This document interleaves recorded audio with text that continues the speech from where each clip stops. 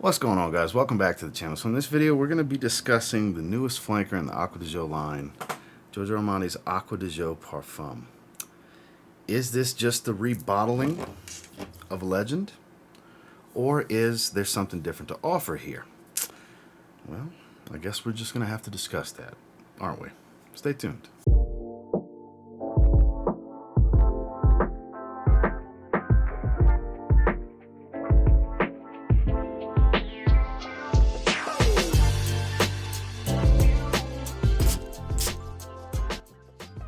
So since there's nothing remarkable about the box, it's literally a plain white box with some print, we'll just compare the bottle presentations to one another. Why do I show Profumo? Well, if you don't know, it's a glorified rebottling, slight differences, which we'll discuss shortly. But with the previous dark black translucence here, the biggest difference is it's a matte gray, like a graphite gray gradients paint on the bottle. It goes down, actually looks quite nice. Some batch information here on the bottom. And the other biggest difference is no longer a magnetic cap, but still has the same awesome atomizer. And still smells amazing. So let's talk about this scent. So I'll have Parfumo's note breakdown on screen. There's literally one note different. According to Parfumo, this has spicy notes and this doesn't. So the reason you're going to see everybody comparing the two is it is a glorified rebottling. Some people are very disappointed with Armani Beauty, and I get it, but I also don't look at it as a terrible thing because this is being phased out. And in my opinion, Acqua di Gio Profumo is still the best version of Acqua di Gio, and it's one of the best designer fragrances ever created. This is my opinion, of course. So the rebottling of this isn't a bad thing, because if you've never had this, you can just get this. If you're running low on this and you wear it all the time, you can just get this. So it's not really a bad thing, because if that gets discontinued, which to my knowledge it finally is, I don't know. It's nice to still be able to get the scent profile, because here in the top you're going to get a little bit more of the rosemary and a little bit more saltiness. That's what I get off of my skin. Still just as bright and aquatic. Now the incense is dialed back a little bit. It's not quite as smoky. Admittedly, as it dries down, this does get a lot smokier and relates even more to this one. I've seen people say that this is a combination, this is a decant of Acqua di Gio Essenza, is a combination of the two.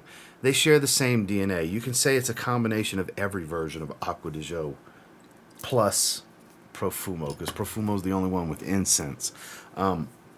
It's just a glorified rebottling. I would say this is every bit of 90% to 95% even the exact same fragrance. There's a slight rebalancing, because I would think with this new formula they might be using, say, a different frankincense oil, a different rosemary oil, a different wood oil, or whatever that could be causing the slight variation in the scent profile. Because if you like this, you're gonna like this. If you can't stand this, you're gonna not be able to stand this, because they are almost the exact same fragrance with the slightest of different nuance.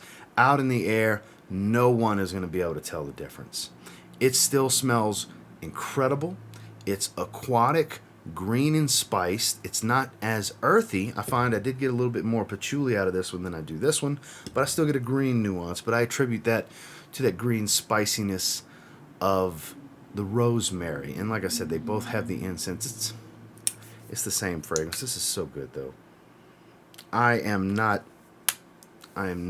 upset with this at all. Believe it or not, would I have liked to seen just a higher oil concentration of the original Acqua di Gio Eau de Toilette, because they got close with the Eau de Parfum. Wasn't exactly what I was thinking it would be. Sure, I would have preferred that, but like I said, I don't see it as a bad thing that it's a glorified rebottling, because of this being so popular, especially in the fragrance community. This is so popular. This is such a Swiss Army knife. It's nice that it's not technically not going anywhere. It's just got a new gradients to the bottle. So let's discuss performance, because the scent is almost identical. So in regards to performance, 8 to 10 hours. that it lasts pretty much just as long as Profumo. That's the range. I get about 10 to 12 out of Profumo, but 8 to 10 is nothing to shake a stick at. That's still fantastic longevity. The trade-off here is it's not quite as loud in projection, where I would call this slightly above average, a little bit better than moderate. I would say it's in the moderate to heavy. The old magnetic cap version, this was a heavy projector. This was closer to the heavy side. Not quite filling a room, but pretty close. This has always been really, really strong. This is a beast on my skin. Whereas this, I would dial it back a notch and you still have very strong projection. And the same thing with the sillage. When it calms down, you're going to get nice moderate whiffs. You're going to get pretty decent strength hits from time to time, reminding you it's there. So performance, it didn't really take much of a hit, if any. Depending on your skin, it might not be a hit at taking a decline or a hit at all. So for me, just lost a little bit of longevity, but I mean, like I said, 8 to 10 hours, nothing to really complain about in my opinion, especially with an aquatic designer fragrance. How do you complain about 8 to 10 hours? I'm definitely not going to. So across the board, performance is definitely still above average. Final thoughts on Acqua di Gio Parfum. I mean, I'm happy with it. Like I said a few times, it's a glorified rebottling. And this is that rare occasion that I'm not upset by it in any way, shape, or form, because I do think it's a good thing for moving forward. Because one of the reasons I don't spray this that much is to try to avoid having to hunt down a more expensive than I want to pay bottle. This kind of solves it. I did pick this up from Fragrance Buy. They got it immediately at the recording of this. There's still a little bit of stock. I'll have a link down below. I paid like $109 or something like that for $75. This is a brand new release. This just came out. And it's worth having. Again, if you don't have this, just get this. If you're running low on this, just get this. If you hardly use your bottle, pass. It's the same fragrance, because then you'll have 2 bottles of it like I do. That's basically what it is. But I knew what I was getting into. I had a feeling anyways about what I was getting into. But final thoughts on this one, it's an outstanding 9 out of 10. Just like I believe this to be an outstanding 9 out of 10. That hasn't changed. I still think it is one of the greatest scent DNAs ever created on the designer market. Alberto Marias is like the king of the freshie, especially the designer market. The king of the freshie. It's great. It's outstanding. Well, that's my thoughts and feelings on the newest flanker in the Acqua di Gio line. This is Acqua di Gio Parfum. And until next time, do me a real quick favor. Go ahead and like, comment, subscribe. So I do appreciate all the feedback. I love hearing from you guys. How many of you got your nose on it? How many of you are disappointed that it's basically a rebottling? How many of you feel like me and you're okay with it and kind of understand the situation, how this could be a good thing moving forward? I do believe this could be a good thing for us, for those of you that love this scent profile, because now I'm going to wear it more.